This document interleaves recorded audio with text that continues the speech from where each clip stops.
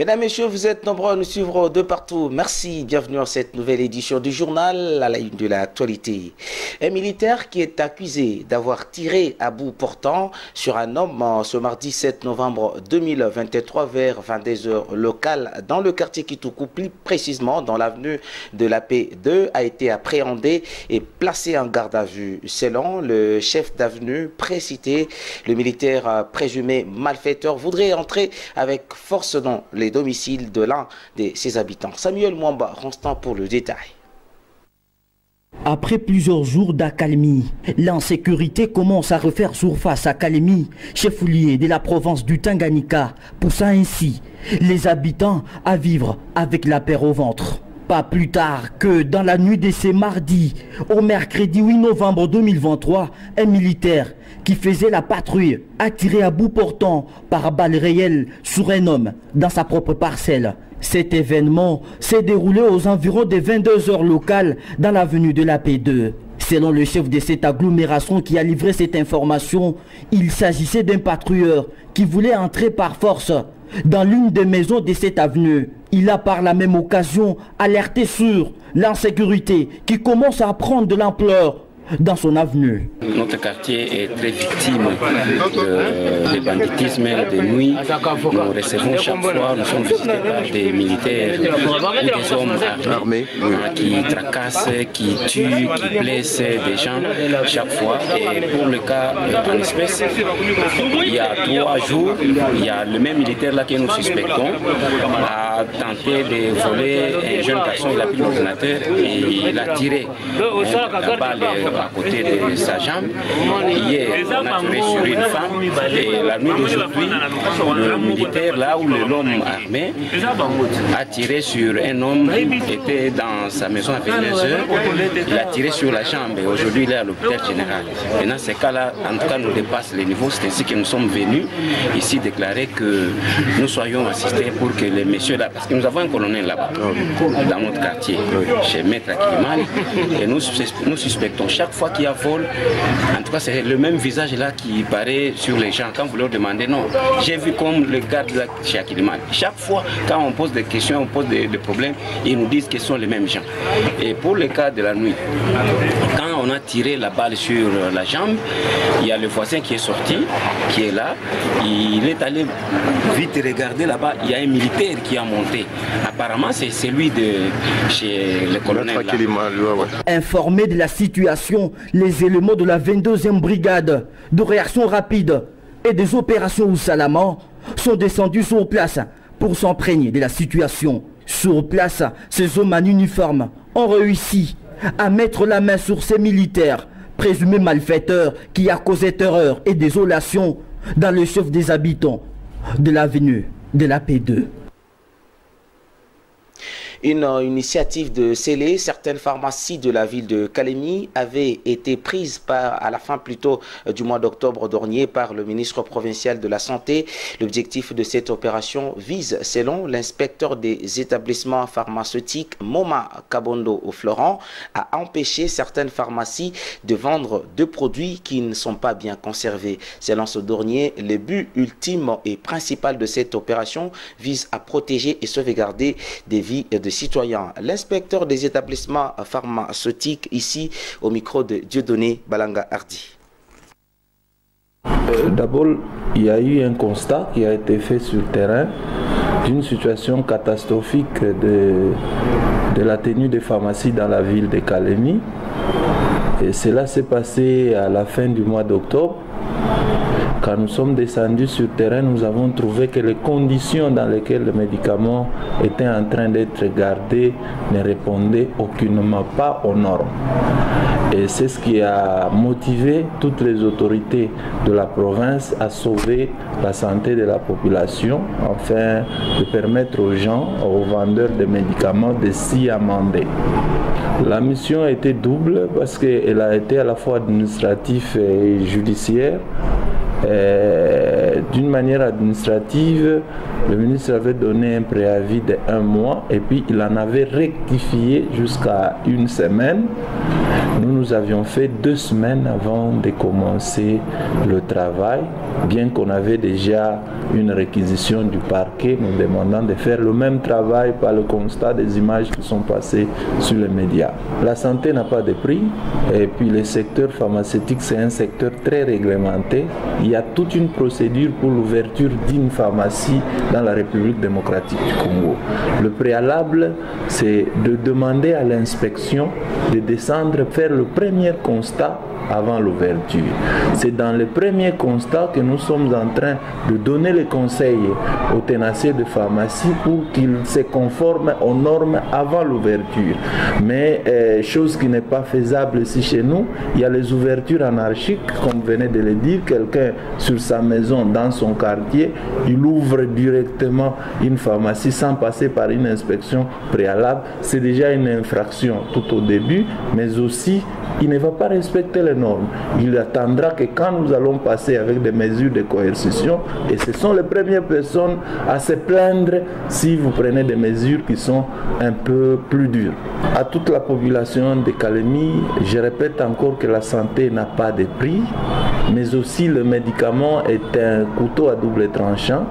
Plus il est bien conservé, il le traite. Quand il est mal, il devient automatiquement un poison et qui peut nuire à la santé. Choisissez dans quelle pharmacie vous pouvez vous procurer le médicament.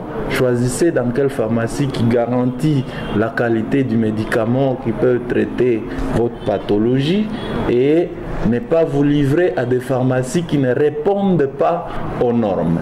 À tous les tenanciers de pharmacie, je vais demander de se conformer aux normes. Ne pas prendre le commerce des médicaments comme un commerce simple, mais c'est une structure de soins qui doit être propre. Il y a un jargon français qui dit c'est propre comme dans une pharmacie. Ça veut dire c'est la référence de la propreté. Quand il n'y a pas de propreté, les médicaments sont dans un climat qui n'est pas propice pour son évolution ou pour son développement jusqu'au traitement et à la thérapie. Le 8 novembre de chaque année, l'humanité entière célèbre la journée mondiale de la radiologie. Que peut-on retenir de cette journée et quelle est l'importance de la radiologie? Votre rédaction a échangé avec Dr Lai Mwamba, spécialiste radiologue à la clinique d'État de Kalemi. Il est ici au micro de Selim Seloua Kolongo. Cette journée, le 8 novembre, le monde entier célèbre la journée internationale de la radiologie médicale. Donc la radiologie médicale a été découverte par un physicien allemand du nom de Wilhelm Röntgen. Donc lui menait des recherches dans d'autres domaines et au cours de sa recherche, il a vu qu'il y a un rayonnement qui est apparu et puis cet rayonnement-là lui a donné l'image. C'est pourquoi nous utilisons en radiologie les rayons X. Alors c'est la raison pour laquelle aujourd'hui le monde entier célèbre cette journée. Alors j'aimerais un peu expliquer à nos frères, à nos sœurs, l'utilité de la radiologie. Oui, la radiologie en soi apporte un grand apport dans les domaines médicaux.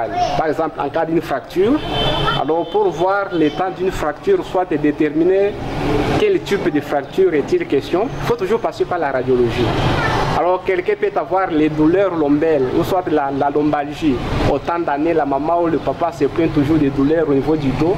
Alors avec la radiologie, on pourra voir, ça peut être peut-être l'hernie discale, ça peut être la tuberculose osseuse, ça peut être. Donc c'est grâce à la radiologie qu'on peut faire ça.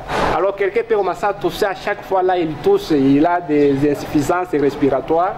Alors là on va faire la radiologie du thorax, là pour voir l'état pulmonaire, là on va voir l'état cardiaque, on va dénicher, ça peut être peut-être le problème de la cardiomégalie. Alors la cardiomégalie est beaucoup visible sur la radiologie.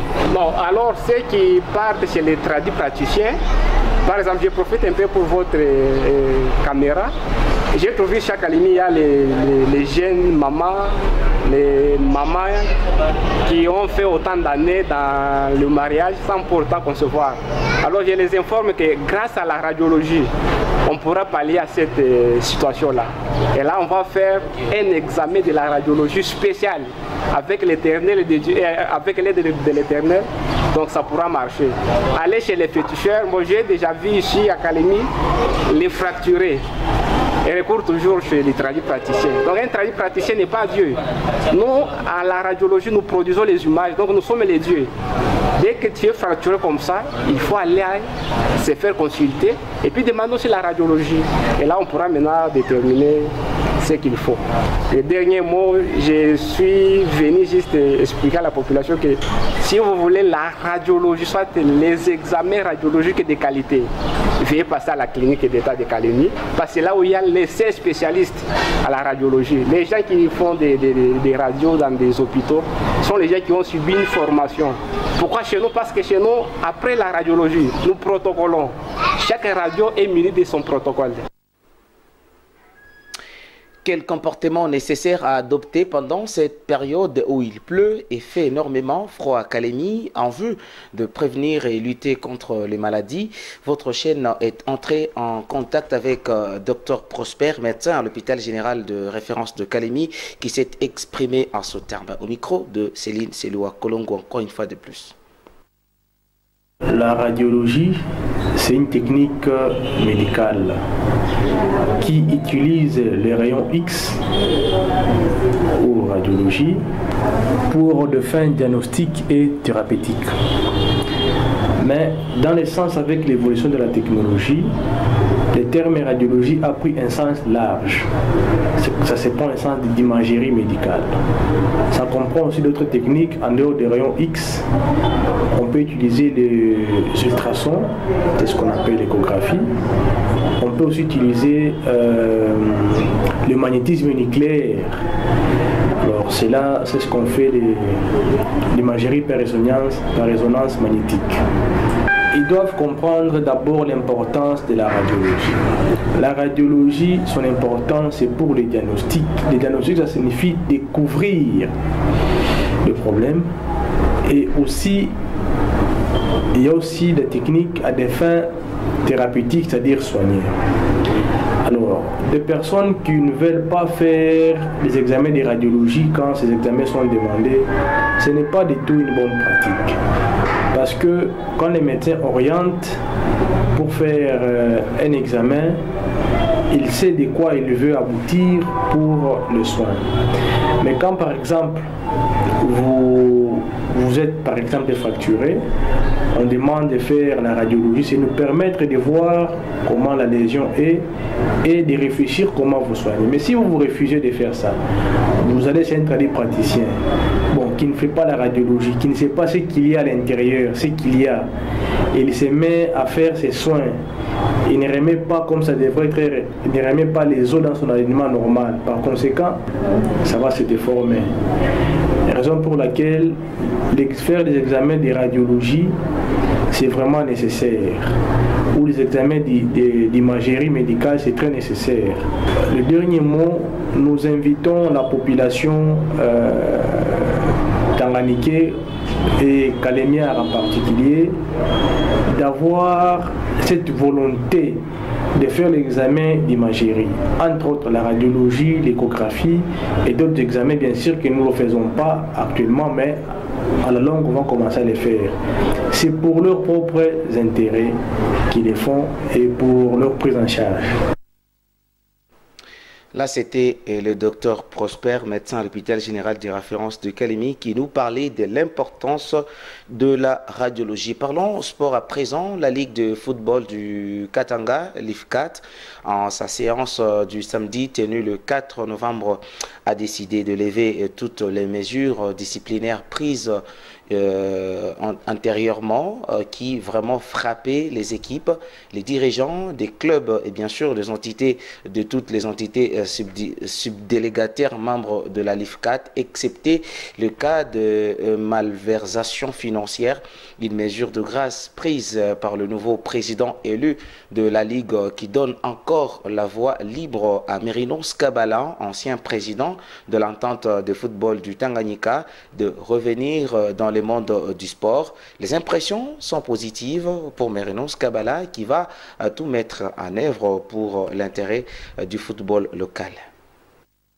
Je sais qu'à son temps, j'étais frappé par une mesure de la LIFCAT me reprochant d'avoir publié un calendrier qui portait la mention Ligue du Tanganyika et d'avoir renvoyé le calendrier à deux niveaux. J'espère que le dossier, j'ai écrit à la fédération, j'ai déposé $500 de caution, j'ai fait mon recours qu'on appelle l'évocation de la LIFCAT, de la fédération, parce que le niveau de la LIFCAT c'est les recours, et l'évocation devait bénéficier des effets suspensifs. Dès lors que l'entité, la FECOFA n'a pas tranché, j'étais en train de travailler en attendant que l'adhésion vienne. L'adhésion a trop traîné. Maintenant qu'il a plu à la Ligue, au nouveau président de la Ligue, qui a été élu lors d'une assemblée, d'estimer qu'il était bon pour démarrer sur une nouvelle base, de gracier tous les messieurs, les clubs, les dirigeants qui étaient frappés par les mesures de la Ligue. Ça, c'est une bonne chose. C'est de la paix, parce que le football, c'est la paix. Le football, c'est la cohésion. Le football, c'est l'entente. Et l'entente, c'est la compréhension mutuelle. Moi, tout ce que je fais, c'est remercier le président de la Ligue, le président Mwamba Ndumba, pour sa bonté et pour son esprit de cohésion, de liberté et de tout, de fair play. Je suis aussi satisfait que je suis en fonction aujourd'hui. Et c'est tout ce que je peux dire, c'est remercier la Ligue, c'est remercier les autorités sportives au niveau de la Ligue et au niveau de la fédération. Et durant cette même interview accordée à Dieudonné Balanga Hardy, Merinos Kabala a précisé qu'il fera de son mieux, bien sûr, pour servir le football tanganyikais, quel que soit le poste. Cet ancien secrétaire de l'AS Étoile Jaune a par la même occasion appelé les sportifs à se réunir et à travailler pour le décollage du football local. Il est ici au micro de Dieudonné Balanga Hardy. Bon, ce mois passé en dehors des activités sportives de football, pour moi c'était un temps fort de réflexion, d'analyse. J'ai dû regarder qu'est-ce qui s'est fait quand je n'étais pas aux affaires. J'ai dû aussi regarder qu'est-ce qui s'est fait quand j'étais aux affaires. J'ai dû tirer les leçons, de comprendre quels sont les défis qu'il y a, qu'est-ce qu'il faut remonter quand je reviens aux affaires. Bon, le football, je ne veux pas, tout le monde est remplaçable. Je ne veux pas dire que sans moi, les choses n'avancent pas. Je veux dire simplement qu'il y a des gens qui ont voulu prendre les activités sportives sans les moindres compétences possibles pour les gérer. J'ai compris aussi que les gens sont allés vers le football sans avoir la passion du football, donc ils n'ont pas eu la volonté de gérer le football comme il se doit. Et c'est tout ce que j'ai tiré comme leçon. Et quand moi je reviens, c'est pour regarder les choses autrement, que les choses avancent aussi autrement avec les concours des autres. Nous pensons que le football unit les gens, le football ne divise pas les gens. Et je suis d'accord qu'en venant ici au football, je vais travailler avec tout le monde. Je vais collaborer avec tout le monde pour que le football puisse aller de l'avant et monter comme souhaite la fédération, la FIFA. Bon, moi je pense qu'un sportif n'a pas de poste. Tous les postes de football, c'est pour nous. Moi j'ai commencé à l'équipe Étoile Jaune comme trésorier, comme secrétaire. Et après je suis allé au cercle, à l'entente cercle aujourd'hui. J'étais secrétaire adjoint, secrétaire titulaire, vice-président, et puis je suis allé à l'entente, je suis président. Donc il n'y a pas de poste, c'est comme dans un match, un bon joueur n'a pas de poste, il joue à tout poste qu'on ne lui confie pas le coach. Moi je n'ai pas de problème de poste, moi j'ai pas de donner mon expérience, mon expertise aux gens. Je suis prêt. N'importe où, je suis prêt à travailler. N'importe où, et c'est sans condition. Et donc, mais je ne veux pas encore aller très bas. J'ai pas mes ambitions. Le problème, c'est de regarder plus haut. Voilà mon problème, c'est regarder plus haut, où est-ce que je vais aller, pas d'où je viens. Donc je suis là, j'observe les événements. Et le moment venu, le moment opportun, on va prendre des dispositions pratiques. Mais au moins, d'abord nous observons, ça c'est important. Et le reste, ça va venir après. Bon, moi je pense que le football, c'est la loyauté. Le football, c'est le fair play. Le football, c'est la démocratie la plus totale et la plus populaire du monde. Je remercie la Ligue pour l'action faite. Et je demande à tous les sportifs que nous devons être pragmatiques pour laisser nos vieilles casquettes et regarder de l'avant. J'ai suivi même certains messieurs qui commençaient à dire des trucs. Bon, moi je pense une décision de la Ligue, c'est pas aux ententes d'en commenter ou au cercle ou au club. La Ligue fait une décision qui n'engage que la Ligue. Nous pensons que, merci pour la Ligue, merci pour les sportifs, soyons ensemble, regardons qu'est-ce qu'il nous faut, qu'est-ce qui nous manque, qu'est-ce qu'il faut améliorer, et ensemble on va faire de bonnes choses. Et le football de Kalemi, du Tanganyika, en général, ça va monter plus loin. Mesdames, Messieurs, Denis Kadima réaffirme la tenue des élections dans le délai constitutionnel. C'est ce titre développé par Forum des As qui est bien sûr, les sujets les plus commentés par la presse quinoise paru le matin de ce mercredi 8 novembre 2023. Bienvenue au relevé de presse.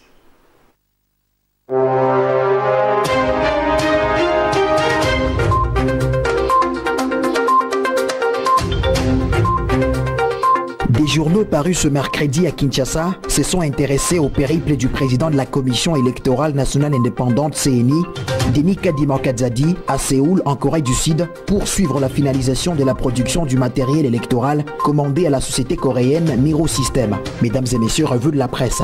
Forum des As rapporte qu'au lendemain de son arrivée, le président de la centrale électorale a tenu une séance de travail avec les responsables des Miro System au siège de cette firme coréenne, où il était question d'apprécier le travail accompli en synergie avec les équipes de la CENI. Celles-ci, indique ce quotidien, y ont été dépêchées depuis plusieurs semaines dans l'objectif d'équiper la CENI du matériel électoral adapté, notamment le dispositif électoral de vote DEV en sigle qui servira aux élections prévues le 20 décembre prochain en RDC. À l'issue de cette rencontre, note ces tabloïds, Denis Kadima s'est rendu à l'entrepôt central des Miro System pour confirmer le rapport établi concernant le matériel déjà prêt à être expédié en RDC. À la lumière de ce qu'il a vu, souligne ses portails, le président de la CENI a exprimé sa satisfaction. Je suis à Séoul avec une délégation pour voir comment le travail s'est déroulé parce que le gros de la tâche est fait et je suis venu voir comment les équipes s'étirent d'affaires. Je dois avouer que je suis très satisfait parce que tout le travail qui était très intensif a été exécuté. Vous pouvez regarder derrière moi. Il y a plein de matériel, notamment les dispositifs électroniques de vote, les bulletins de vote et autres qui sont déjà fabriqués et n'attendent que d'être expédiés au pays. Il y en a ceux qui arriveront directement à Kinshasa et d'autres en province pour assurer un déploiement efficace, souligne sur les colonnes de ce journal. La référence plus reprend la déclaration de Denis Kadima depuis la ville de Séoul en Corée du Sud. Que personne ne se fasse d'illusions parce que la CENI travaille matin, midi et soir pour organiser les élections à la fin de cette année. Comptant sur l'expertise de son institution dans sa capacité logistique, fait savoir ce quotidien, Denis Kadima ne doute pas de la détermination de la centrale électorale à relever les défis de la tenue des élections dans le délai constitutionnel. Pour la tempête des tropiques, le président de la CENI s'est dit satisfait de voir que son institution est en train d'atteindre son objectif parce que la production est là, l'inspection a été faite et maintenant c'est la phase de la livraison au pays avant qu'il entame le déploiement de ce dernier lot du matériel. Ce quotidien cite Denis Kadima qui s'est réjoui que la CENI soit bien implantée à travers le pays par ses démembrements. Mesdames et messieurs, c'est tout pour la revue de la presse. Merci pour votre sympathique attention.